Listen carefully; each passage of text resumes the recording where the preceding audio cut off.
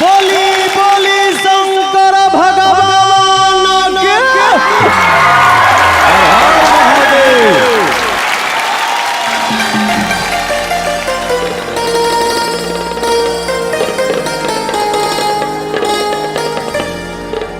पार्वती, हमेशा तारा से हम चर्चा करेनी कि इतना भक्त लोग इनका के काहे इतना ज्यादा प्यार करेला, काहे कि इनकर लगाव हमरा और तारा से बहुत ज्यादा बा, बहुत ज्यादा स्नेह बा और यही चलते ही बहुत सुरीला बाड़े। बिल्कुल सही।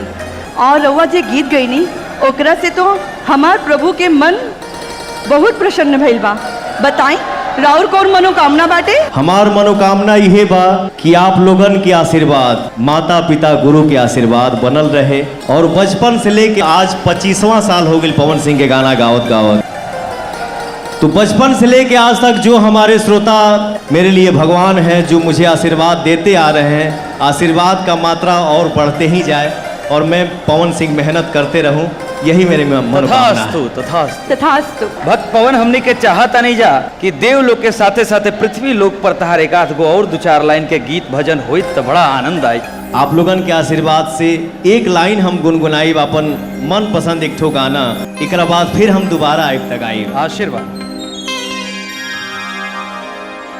दादा दादा दादा दादा दादा दादा डम डम दादा दादा दादा दन ना दादा डम डम हर डमरू बजावे हमार जोगिया हो डम डम डमरू बजावे हमार जोगिया।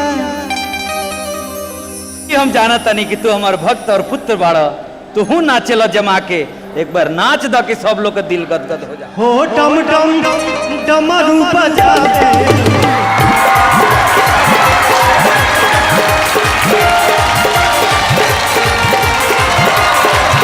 इस देवघर नगरी में जितने भी भक्त हमारे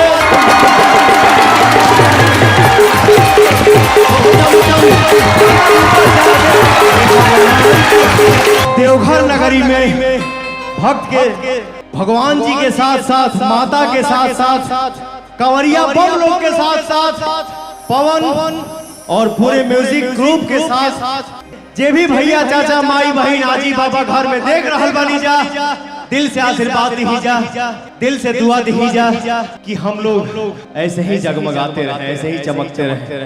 प्रेम से बोले एक बार घरों में से जयकारा बोले।